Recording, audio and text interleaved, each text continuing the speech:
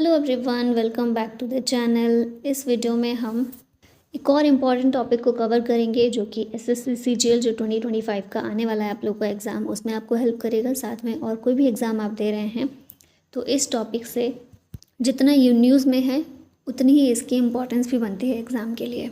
किस टॉपिक की बात कर रहे हैं थंबनेल में आपने देखा ही होगा, बाकी हम देख लेते हैं। शिमला एग्रीमेंट की बात कर रहे हैं हम आज की इस वीडियो में।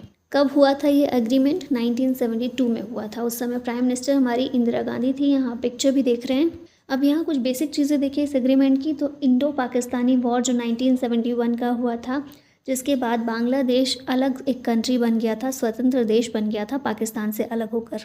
उससे पहले 1971 से पहले बांग्लादेश को पूर्वी पाकिस्तान के नाम से जानते थे और वो पाकिस्तान का ही एक हिस्सा हुआ करता था।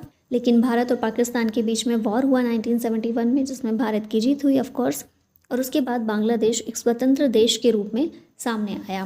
फिर कब ये ड्राफ्ट हुआ था, हम बात किसकी कर रहे हैं अभी? पीस ट्रीटी की बात कर रहे हैं। इंडो पाकिस्तानी वॉर के बाद में ट्रीटी हुई थी एक। अब देखिए कोई भी वॉर होता है ना, उसके बाद में एक समझौता होता है दोनों कंट्रीज़ के बीच, क्योंकि वॉर के बाद क्या होगा, या तो दोनों ही पक्ष न जीतेंगे न हारेंगे, मतलब ड्रॉ हो जाएगा, या तो ऐसा होगा एक पक्ष जीतेगा एक हारेगा। लेकिन हर एक जंग के बाद में एक समझौता होता है दोनों कंट्रीज़ के बीच में। उस समझौते में कुछ नियम कुछ शर्तें लागू की जाती हैं। जो जीतने वाला देश होता है उसकी शर्तें थोड़ी ज़्यादा प्रभावी होती हैं, उसकी शर्तें ही मानी जाती हैं, और जो हार जाता है देश उसको कॉम्प्रोमाइज़ करना पड़ता है कुछ चीज़ों में, है ना। तो ये हमेशा किसी भी जंग के ये कुछ रूल्स होते हैं कि बाद में एक पीस ट्रीटी होती है। इसी पीस ट्रीटी का नाम है शिमला एग्रीमेंट। ठीक है, तो ये जो वॉर हुआ था 1971 का, इसके बाद इसको ड्राफ्ट किया गया था 28 जून 1972 में। साइन किया गया 2 जुलाई 1972 में। कहाँ पर साइन किया गया? शिमला, हिमाचल प्रदेश में, इसीलिए इसका नाम शिमला एग्रीमेंट रखा गया है।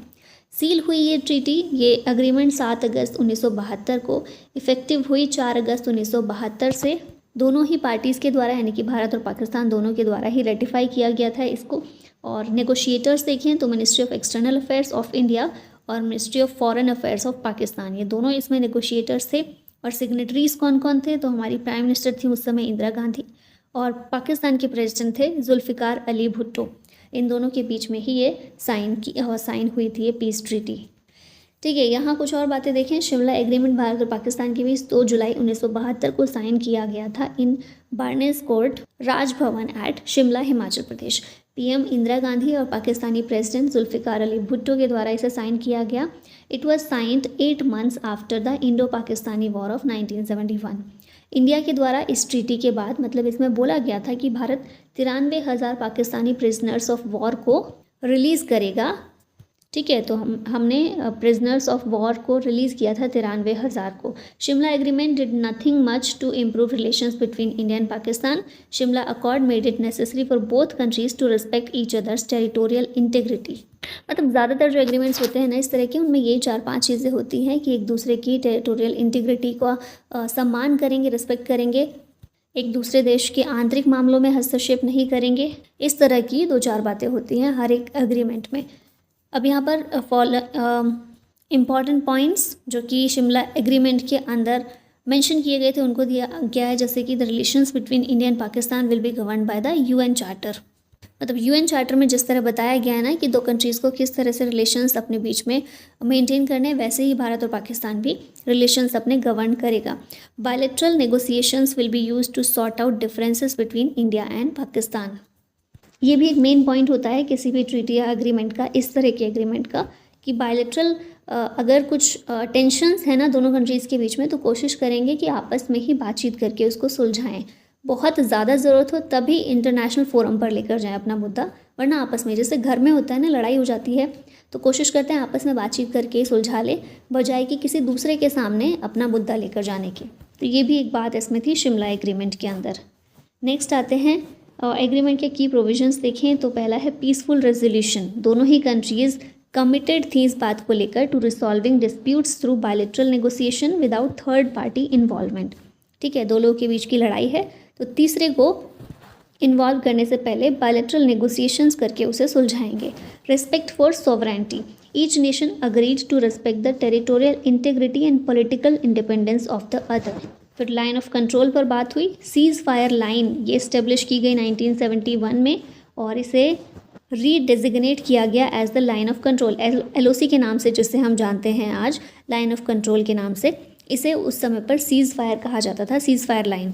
इसे रीडेजिग्नेट किया गया LOC के रूप में with a commitment not to alter it unilaterally. फिर नेक्स्ट है diplomatic normalisation agreement called for restoring diplomatic, economic and cultural ties.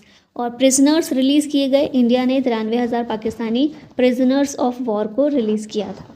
अब यहाँ पर कुछ क्वेश्चंस देख लेते हैं। Shimla agreement between India and Pakistan was signed bye, किसके द्वारा साइन किया गया था इस एग्रीमेंट को? तो भारत की तरफ से इंदिरा गांधी और पाकिस्तान की तरफ से Zulfikar Ali Bhutto. Option C correct है। 2 जुलाई 1972। अच्छा, जो इंडो पाकिस्तानी वॉर हुआ था 1971 में, इसे क्योंकि इस वॉर के बाद ही बांग्लादेश लिबरेट हुआ था, एक स्वतंत्र कंट्री बना था, तो इसीलिए इस वॉर को बांग्लादेश लिबरेशन वॉर के नाम से भी जानते हैं। ठीक है, नेक्स्ट यहाँ पर देखें, ये वॉर ख़त्म होने के बाद की तस्वीर है। Shimla agreement 1972 between India and Pakistan was signed in, कहाँ पर इसे साइन किया गया था? बार्नेस कोर्ट में, शिमला में, हिमाचल प्रदेश के अंदर। इस बिल्डिंग को ट्यूडर स्टाइल ऑफ आर्किटेक्चर में कंस्ट्रक्ट किया गया है। ठीक है, नेक्स्ट देखते हैं। ये देखिए, देख रहे हैं ना, यहाँ पर ये अग्रीमेंट साइन हुआ था। अब यहाँ पर 2 स्टेटमेंट्स दी गई हैं। पहली स्टेटमेंट है Shimla pact was signed by India and Pakistan in 1972, तो ये एकदम करेक्ट है स्टेटमेंट। दूसरा रीज़न दिया गया है इसका, it provides that the 2 countries will solve their disputes through mediation of other countries. तो ये तो हमने देखा है ना, ये बिल्कुल गलत है, रीज़न बिल्कुल गलत है, असर्शन सही है। तो ऑप्शन सी यहाँ करेक्ट होगा। A is correct but R is wrong. इसमें बोला गया था कि डिस्प्यूट्स को आपसी बातचीत, बायलैटरल नेगोशिएशंस के ज़रिए सुलझाएंगे, थर्ड पार्टी या किसी मीडिएटर की ज़रूरत नहीं रहेगी, है ना, पहले यही कोशिश की जाएगी। नेक्स्ट यहाँ देखिए जुल्फ़िकार अली भुट्टो हैं ये, फिर इंदिरा गांधी, और उसके बाद ये हैं बेनज़ीर भुट्टो। शिमला में जो एग्रीमेंट हुआ था उसी समय की तस्वीर है। In which year was the Shimla pact between India and Pakistan signed, कौन से साल में साइन हुआ था? 1972 में। वही चीज़ें हैं जो हम देख चुके हैं।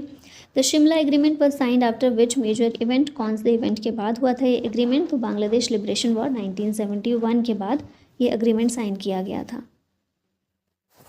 अच्छा, ये भी याद रखिएगा, बांग्लादेश लिबरेट हुआ था 16 दिसंबर 1971 को। ठीक है, बांग्लादेश वॉज लिबरेटेड ऑन, बिल्कुल अभी हमने देखा 16 दिसंबर 1971। अच्छा, ये भी थोड़ा सा बैकग्राउंड देख लीजिए। ये जो वॉर हुआ था इंडिया और पाकिस्तान का, ये शुरू हुआ था after west Pakistan launched operation searchlight against the people of east Pakistan on the night of 25 March 1971।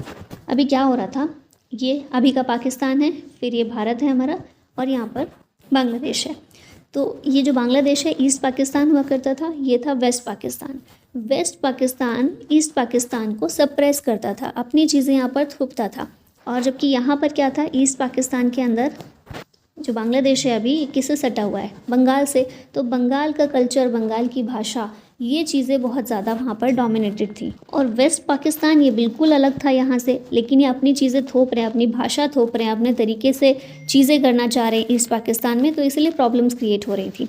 और क्योंकि ईस्ट पाकिस्तान में जो पार्टी थी वो भी अलग पार्टी थी, सरकार अलग बनी हुई थी, सरकार भी वेस्ट पाकिस्तान अपनी वाली बनाना चाहते थे, जो यहाँ पर सरकार है वही यहाँ पर भी होनी चाहिए, इस तरह की चीज़ें थोपने लगी थी, और इसी का विरोध करने लगा था ईस्ट पाकिस्तान। तो इसीलिए वेस्ट पाकिस्तान के द्वारा ऑपरेशन सर्च लाइट लॉन्च किया गया था, ताकि ईस्ट पाकिस्तान के लोगों को सप्रेस किया जा सके, उनकी आवाज़ को दबाया जा सके।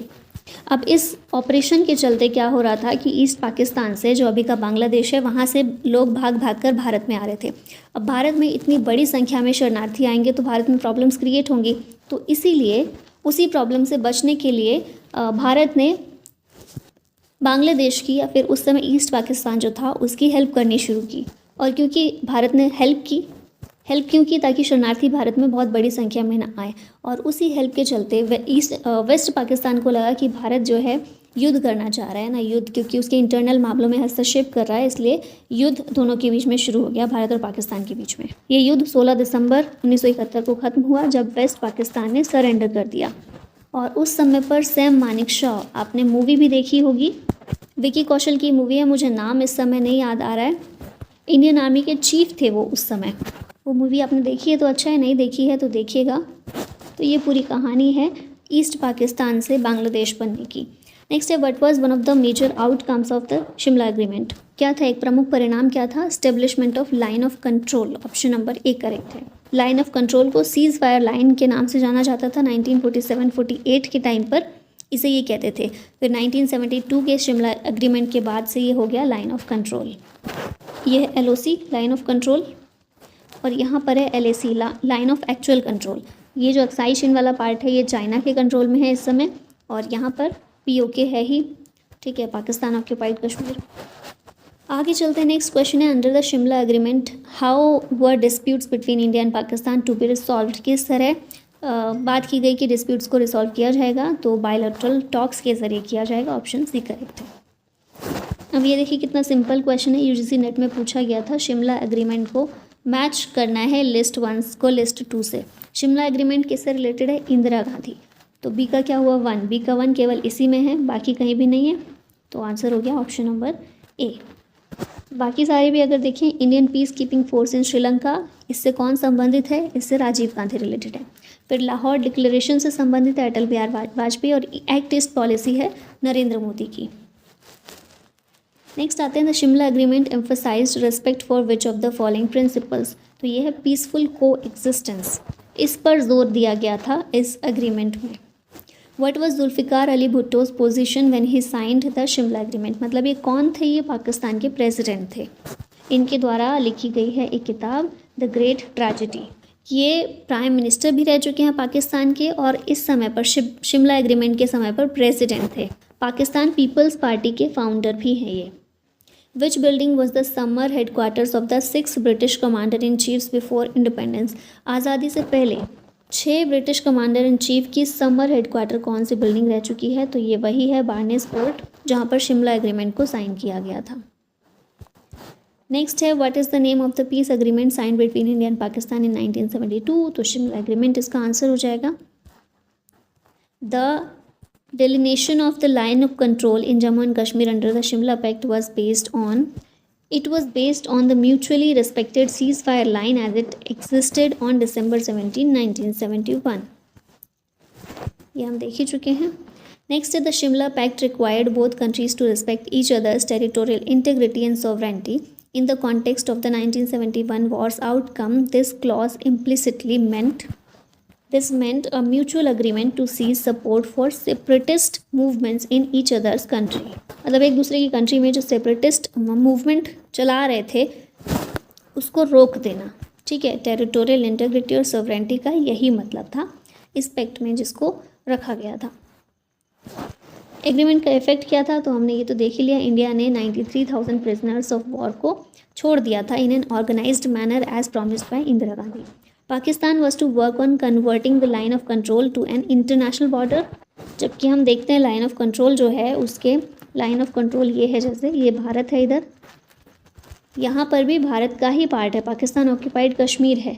लेकिन पाकिस्तान इस चीज़ पर जोर देने में लगा हुआ था कि इसको लाइन ऑफ कंट्रोल को इंटरनेशनल बॉर्डर कर दिया जाए, है ना, उसके रूप में कन्वर्ट किया जाए। India written the prisoners of war along with the territories that it captured. Bharat की ये उदारता हमेशा रहती है कि वॉर में जितना भी एरिया कैप्चर करते हैं उसको वापस कर देते हैं बाद में, कि जो हमने आपका एरिया लिया था उसको ले जाओ।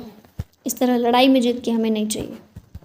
नेक्स्ट है प्रेजेंट सिनारियो। अगर देखा जाए तो 2025 के पहलगाम अटैक के बाद में इंडिया और पाकिस्तान के बीच जो टेंशन्स हैं वो बढ़ गई हैं, जिसकी वजह से हमने पिछली वीडियो में देखा था इंडस वाटर ट्रीटी को तो हमने सस्पेंड कर दिया है।